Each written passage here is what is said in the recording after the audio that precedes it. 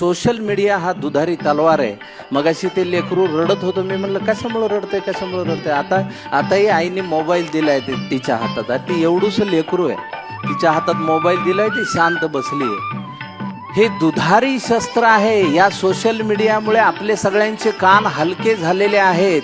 म्हणजे आपण कुणाविषयी एखादी गोष्ट वाईट ऐकली की आपण त्याच्यावर पटकन विश्वास ठेवतो. आता आपल्या डोळ्यांचं कामच राहिलेलं नाही, नुसतं बघायचं त्याच्यावर.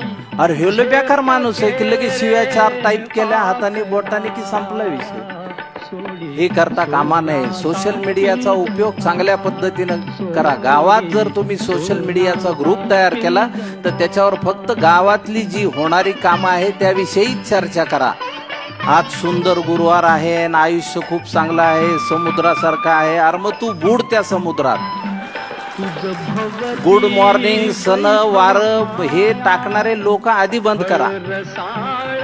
गावात हे काम होतं आहे, गावात हे काम करायला पाहिजे आहे. गावागावात शाळा आहे, त्या शाळांमध्ये प्रत्येक सरपंचांनी लक्षात ठेवा, जी फळं देणारी झाडं आहेत ती त्या शाळेच्या आवारात लावा आणि त्यातून त्या फळांमधनं येणारं जे उत्पन्न आहे ते ज्या मुलांना शिकायला फी नाही त्यांच्या फी साठी भरा, त्या शाळेला द्या देणगी.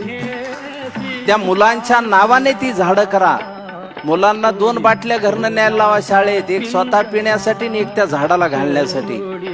त्याने काय होईल गावामध्ये, त्या पुढच्या पिढीचं काय होईल, ते उद्या झाडं लावतील की नाही हे महत्वाचं नाहीये, पण ते झाडं तोडू देणार नाहीत आणि हीच गोष्ट या देशाला वाचवू शकेल. विकास तर खूप होईल, पण झाडं नसतील तर त्या विकासाचं करायचं काय. ऑक्सिजन सिलेंडर कुठून आणायचे प्रत्येकाच्या नाकाला लावायला. कोविडने आपल्याला दाखवलं आपल्या गरजा किती आहेत. निसर्ग आता बोलू लागलाय, निसर्ग यानंतर भयंकर पद्धतीने आपल्याशी बोलणार, यावर विश्वास ठेवा. येत्या 20-25 वर्षात तुम्ही कधीही पाहिलं नाही असं दृश्य निसर्ग तुम्हाला दाखवेल आणि त्यानंतर तुम्हाला आपल्या सगळ्यांनाच आपली लायकी कळेल की आपण किती गरीब आहोत आणि आपण किती छोटे आहोत. आज तुमच्या हातात सगळं आहे. जे तरुण सरपंच आहेत त्यांनी लक्षात ठेवा, गावाचा देश करा, गावाला उभं करा, गावातनं जातीपाती हद्दपार करा, राजकारण हद्दपार करा. राजकारण म्हणजे काय असतं, राजकारण हे चांगलं आहे का वाईट आहे असा आज प्रश्न विचारला तर काय उत्तर येईल त्याच. मग ते चांगलं का असू नये, चांगलं राजकारण हा विषय आहे का नाहीये. राजकारण चांगलं सुद्धा असू शकेल. तुम्ही प्रेमाने सगळ्या विरोधकांशी वागा. सरपंचांनी लक्षात ठेवा, तुम्ही आज निवडून आलात ठीक आहे, जे तुमचे विरोधक आहेत त्यांना जवळ घ्या, त्यांना पुढं त्यांना म्हणावं तुम्ही पुढे या आणि तुम्ही हे कामं करा आणि गावाची समृद्धी सगळे मिळून वाढवा.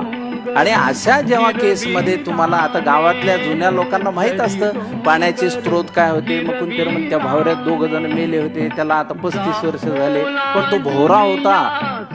निसर्गाने तयार केलेले एक स्वतःची सिस्टीम होती, ती आपण बुजवत आणि अशा पद्धतीने गेलो तर पाण्याचे साठे राहणार कुठून आहे. आणि किती पाऊस पडला आणि कसाही पडला. आता पावसाचं बघा तुम्ही, एका दिवसात सगळ्या वर्षाचा पाऊस पडतो एखाद्या ठिकाणी. आणि हे का झालं ह्याच्यावर कोणी विचार करताना दिसत नाही.